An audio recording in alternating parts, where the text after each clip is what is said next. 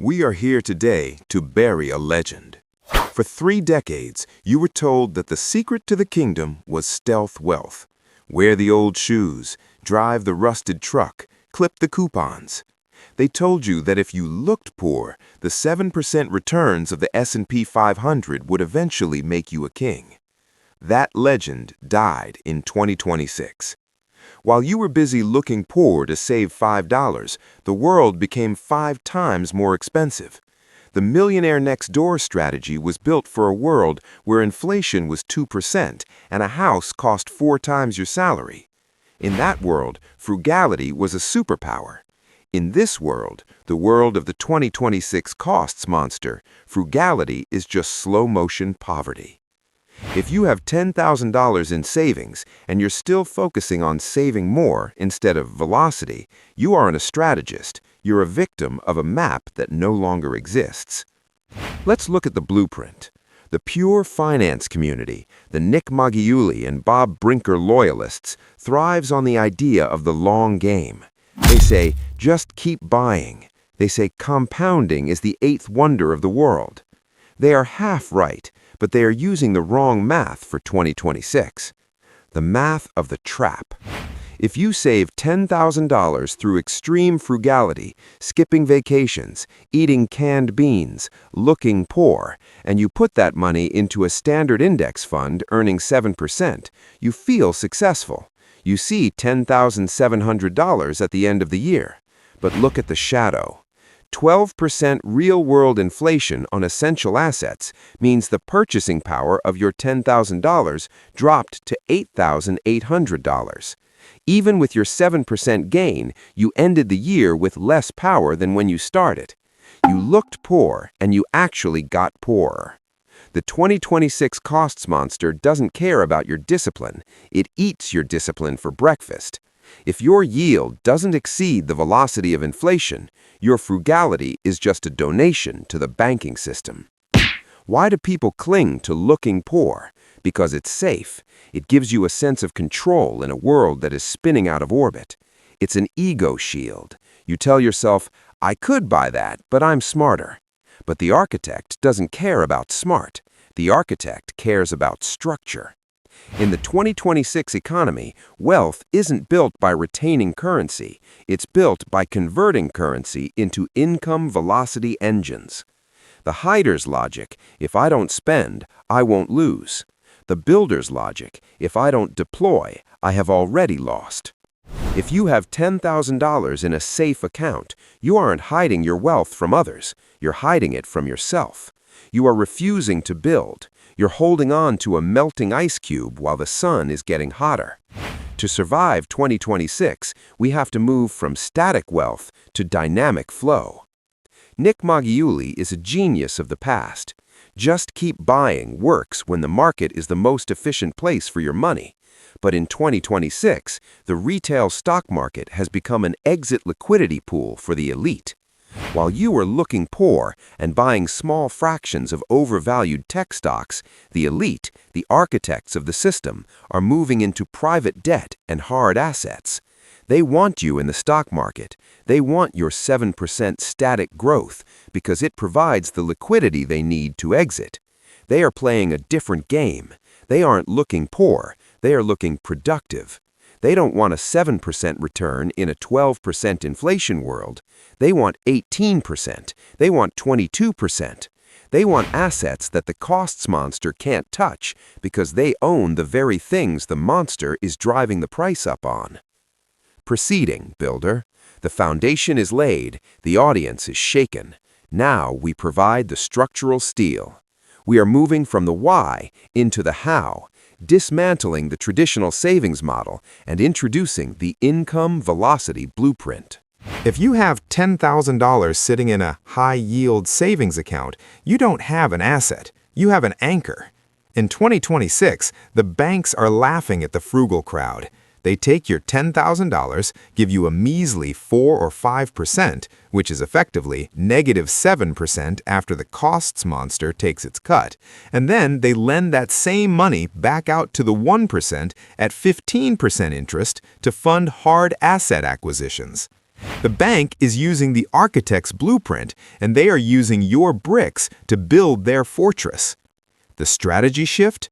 To build wealth in 2026, you must stop being the lender of last resort for the banks. You must become the primary lien holder. We aren't looking to save $10,000, we are looking to weaponize it. If you continue to look poor just to keep your money liquid and safe, you are essentially paying a 12% peace of mind tax to the government. The architect knows that safety is an illusion. The only true safety is cash flow velocity. In the pure finance world of Bob Brinker, you diversify across stocks and bonds. In the architect's world, we diversify across asset types that thrive on the costs monster's hunger. 1. Private credit, the yield engine.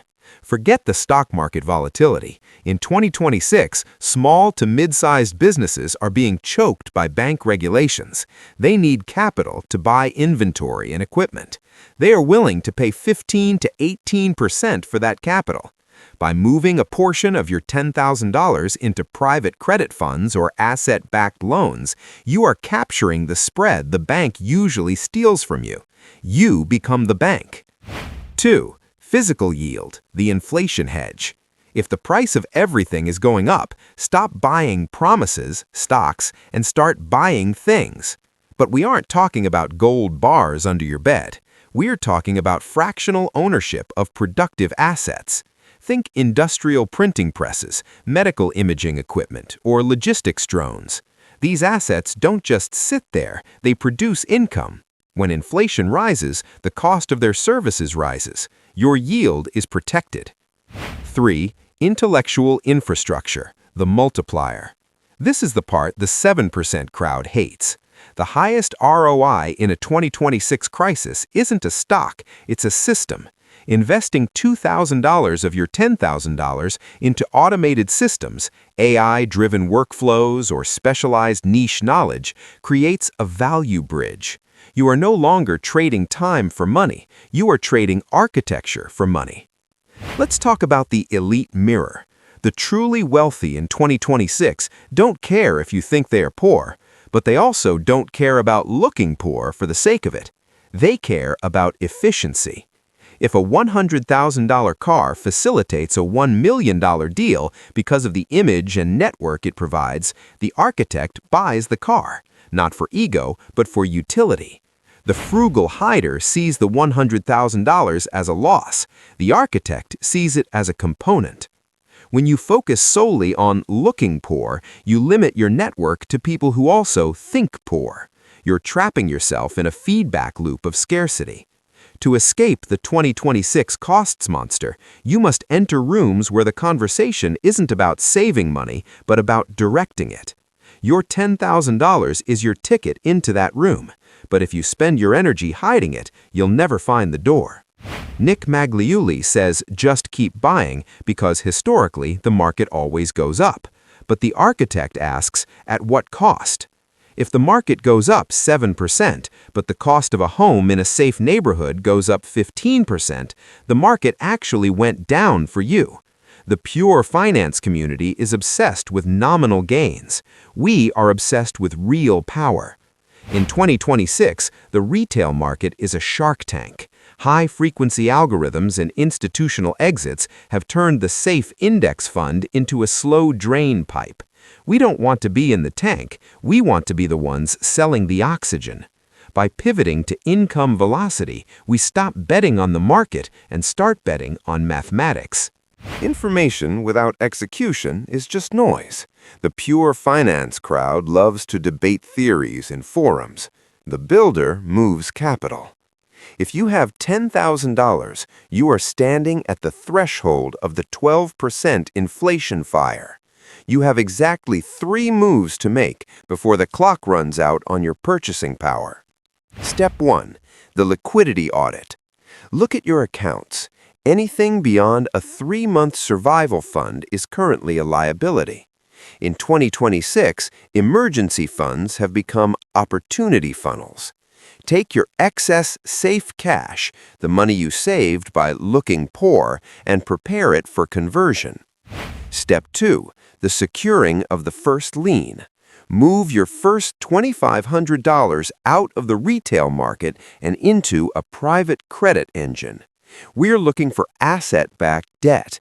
You aren't buying a stock, you're lending to a company that is producing essential goods in the 2026 economy. If they want to grow, they pay you the architect premium, the 15% yield that the banks usually keep for themselves. Step 3. The hard asset fractionalization. Take another $2,500 and lock it into a productive machine.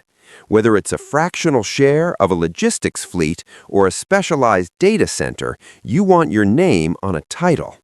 When the costs monster drives up prices, the value of your machine goes up with it. You aren't fighting inflation, you are riding it. This isn't just about money, it's about sovereignty. The goal of the blueprint investor isn't to help you buy a flashy watch or a supercar. If you want to do that, go back to the marketing gurus. We are here for the pure finance of the future. We look poor to the world so that we can be powerful in the shadows. We don't hide because we are afraid. We hide because we are building a fortress that the 2026 economy cannot penetrate.